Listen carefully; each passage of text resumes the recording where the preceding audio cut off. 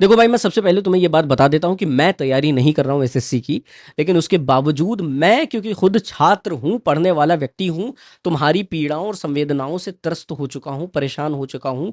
और ये जो लोग जिनकी कठपुतलियां तुम बन चुके हो, सोशल मीडिया के बूम से पहले ये लोग बिजनेसमैन हुआ करते थे। बिजनेसमैन जिनका एक ही काम था, बच्चों को प्रोडक्ट की तरह देखना, और उस प्रोडक्ट से जितना पैसा निकाल सको निकाल लो।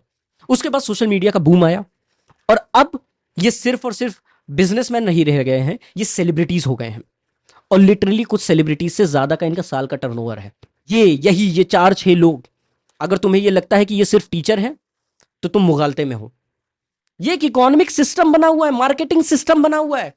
इनको मौके चाहिए होते हैं। और मुझे इस बात से बिल्कुल दिक्कत नहीं है, कोई पैसे कमा रहा है, कोई दिक्कत नहीं। पर अगर तुम भेड़िए हो, तो भेड़िए की शक्ल में लोगों के सामने आओ, बच्चों के सामने आओ, साधु महात्मा संत बन के सामने मत आओ। ये मत दिखाओ कि तुम लोगों के लिए लड़ रहे हो, तुम जेन्युइनली केयर करते हो, नहीं करते। तुम्हें मेरी बात बुरी लगेगी, और लगना लाजमी भी है, क्योंकि तुम्हारा एक संबंध इन टीचर से बन चुका है, क्योंकि तुम इनसे पढ़ रहे हो। पर यही टीचर अगर तुम्हें 20 बच्चे में पढ़ा रहा होता ना, और तुम क्लास में बैठ के इससे पढ़ रहे होते ना, तो ये जो तुम्हारे मन में इनके प्रति लगाव है ना, ये डेवलप ना होता। ये जो लगाव तुम्हारा डेवलप हुआ है, इसे कहते हैं पैरा सोशल रिलेशनशिप। बहुत सारे क्रिएटर्स इस चीज को, यूट्यूबर्स इस्तेमाल करते हैं। समय रैना ने पैरा सोशल रिलेशनशिप करके सैकड़ों करोड़ का लेटेंट के थ्रू सिस्टम बना दिया था। नेटफ्लिक्स वालों की फट गई थी कि ये क्या बना दिया इसने, प्राइम वीडियो वालों की फट गई थी कि इसने ये क्या बना दिया है। यूट्यूब पे मेंबर्स ओनली के थ्रू सिस्टम चल रहा है। ये तुम्हारे हित के बारे में नहीं सोचते हैं। इनके लिए प्राइमरी चीज ये है कि हम ज्यादा से ज्यादा अटेंशन पाले। और वो क्यों पाते हैं, मैं तुम्हें समझाता हूँ। बेसिकली ये जो नया मार्केटिंग का ट्रेंड उठा है, वहां पे आपको एक चेहरा चाहिए होता है। ये ट्रस्ट वर्दी मार्केटिंग का ट्रेंड उठा है। आपको एक चेहरा चाहिए होता है, उस चेहरे पे आप ट्रस्ट डेवलप करें। अब ट्रस्ट कैसे डेवलप होगा? उसकी भाषा शैली, या वो आपके लिए खड़ा हो रहा हो, या आपके लिए आवाज उठा रहा हो। तो जितना ज्यादा ट्रस्ट उस चेहरे पे आपको होगा, उतनी आसानी से उस चेहरे के थ्रू आप प्रोडक्ट को बेच सकेंगे।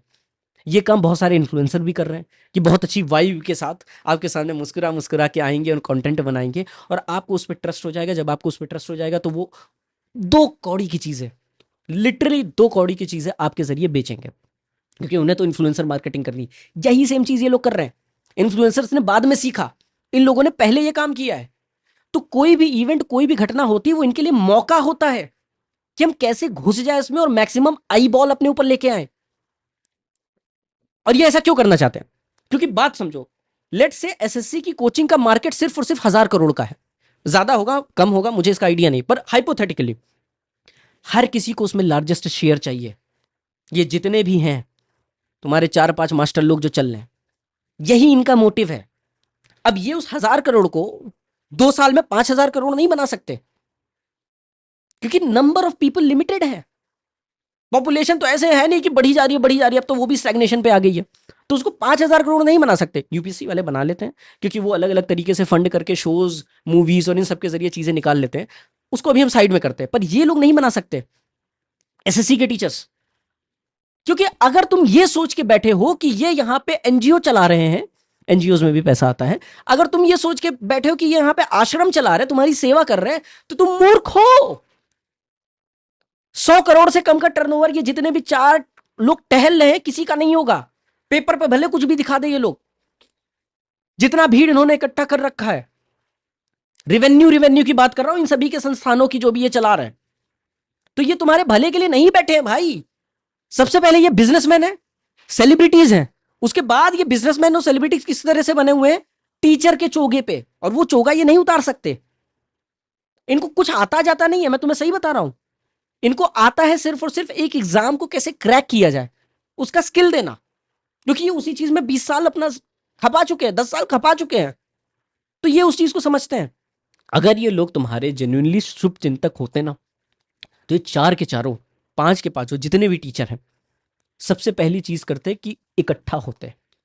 ये इतना कमाते हैं, इतना पैसा है इन लोगों के पास। अगर तुम लोग दिल्ली आए हुए थे, ये लोग चाहते तो तुम्हारे रुकने की व्यवस्था करते, ढंग की व्यवस्था करते। ये लोग चाहते तो तुम्हारे खाने पीने की व्यवस्था करते, ढंग की करते। और इनकी जेब पे रत्ती बराबर फर्क ना पड़ता। पूरा सिस्टम ऐसे चलाते कि सारा का सारा मैनेजमेंट ढंग का चलता। तुम्हें क्या लगता है इनके पास टीम नहीं बैठी हुई है मैनेजमेंट के लिए? सब बैठा हुआ है इनके पास। और इनके साथ, इनसे तो हर साल बच्चे निकलते हैं। आईएएस पीसीएस तो चलो इस टेरिटरी में नहीं है, पर अफसर तो इनके यहां से भी बच्चे बनते हैं। हर कोई है इनकी जान पहचान में, इनका पूरा नेटवर्क है इसके अराउंड। तो इनको कभी भी किसी भी तरह का नुकसान नहीं होना है, समझो इस बात को। ये तुम्हें बुलाते हैं अपना शक्ति प्रदर्शन करने के लिए कि भाई तुम दिल्ली आ जाओ, हम प्रदर्शन करेंगे, हम तुम्हारे साथ खड़े हुए हैं। वो इनका तरीका है दिखाने का, सोशल मीडिया के थ्रू, अपने चैनल्स के थ्रू। कोई बड़ी बात नहीं है, सबकी आपसी साठ गांठ हो जिसमें ये बकवास कर रहे हो कि हाँ ठीक है हम लड़ाई कर लेते हैं, इससे क्या होगी, हमारी रेलेवेंसी बढ़ जाएगी। वरना कोई भी समझदार आदमी अगर सिस्टम से लड़ रहा होगा तो पहली चीज ये करेगा कि एक दूसरे पे लांछन नहीं लगाएगा। सारे के सारे ये अधेड़ उम्र के लोग हैं, ऐसा नहीं है 16 साल के बच्चे हैं, स्कूल के बच्चों की तरह झगड़े कर रहे हैं। बिग बॉस में जैसे बेवकूफी वाली बकवास होती रहती है, सब आपस में झगड़े करते हैं, वैसे झगड़े ये सारे के सारे टीचर कर रहे हैं। कोई डिटेन हो रहा है तो दूसरा कर रहा है। यही क्यों हर बार डिटेन होता है? मतलब नीचता की सारी हदें ये टीचर्स पार कर रहे हैं, आपस में एक दूसरे पे लांछन और आरोप लगाते हुए, और तुम इनके पीछे सती हुए पड़े हो। आहा, सर है भाई, सर के लिए तो हम जान दे देंगे, सर के लिए तो हम लड़ जाएंगे। नहीं भाई, सर को पता है कि ये एक मौका है, इसको भुनाना है। इस मौके को भुनाने के लिए हमें इसमें कूदना है, बोलना है, उतर सके जमीन पे तो जमीन पे भी उतरना है। क्यों? क्योंकि इससे हमारा ट्रस्ट डेवलप होगा, हमारी शक्ल जो है ना वो और ज्यादा ट्रस्टवर्दी मानी जाएगी, और जब हमारी शक्ल और ज्यादा ट्रस्टवर्दी मानी जाएगी तो हमारा पीआर स्ट्रांग होगा। हमारा पीआर स्ट्रांग हो जाएगा तो हम और कोर्सेज बेच सकते हैं, और बच्चे हमारे पास आएंगे। ये है इसके पीछे की साइकोलॉजी। कुछ नहीं होगा तो यूट्यूब का 2 कौड़ी का एड रेवेन्यू तो आएगा ही। हर मिलियन व्यूज पे 55-60 हजार रुपए सबकी जेब में जाते होंगे, तो 2 मिलियन व्यूज हो गए तो लो भाई 1 लाख रुपए जेब में आ गए एक वीडियो बना के। तो हर कंट्रोवर्सी से भी पैसा ये निकाल रहा है। पढ़ाने से तो पैसा निकालते ही है, कंट्रोवर्सी करते हैं उससे भी पैसा निकालते हैं। तो ये एक मोनेटाइज्ड इकोनॉमी है जहां पे किसी भी तरह की जो हाइपर गतिविधि है वो पैसा जनरेट करती है।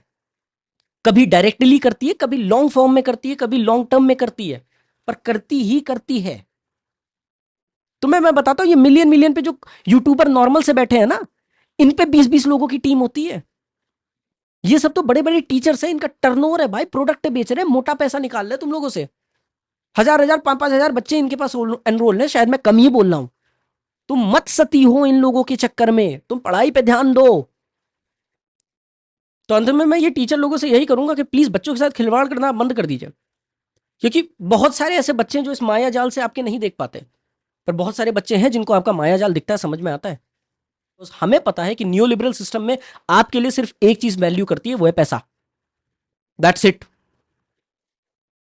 सबसे प्राइमरी इशू इस वक्त बच्चे हैं, बच्चे डिटेन किए जा रहे हैं, बच्चों को लाठियां पड़ रही हैं।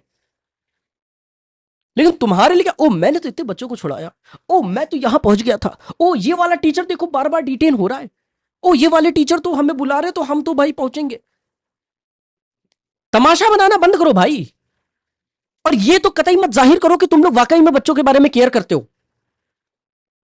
क्योंकि ये जो पूरी की पूरी व्यूअरशिप की इकोनॉमी है ना, वो कोई 10,000 पे भी अगर इंस्टाग्राम पे रील बनाने वाला बैठा उसको भी समझ में आती है किस तरह से काम करती है। फला जगह बाढ़ आई है, कितने मरे, 4 मरे, ओ नहीं इस पे नहीं बनाएंगे वीडियो, इस पे तो हमें व्यूज नहीं आएंगे। ओ यहाँ पे 500 मरे, यहाँ पे वीडियो बनाते, यहाँ पे व्यूज आएंगे। संवेदनहीनता की तरफ बढ़ते हो तुम। यही है न्यू लिबरल सिस्टम जहां पे तुम्हें लेके जाता है।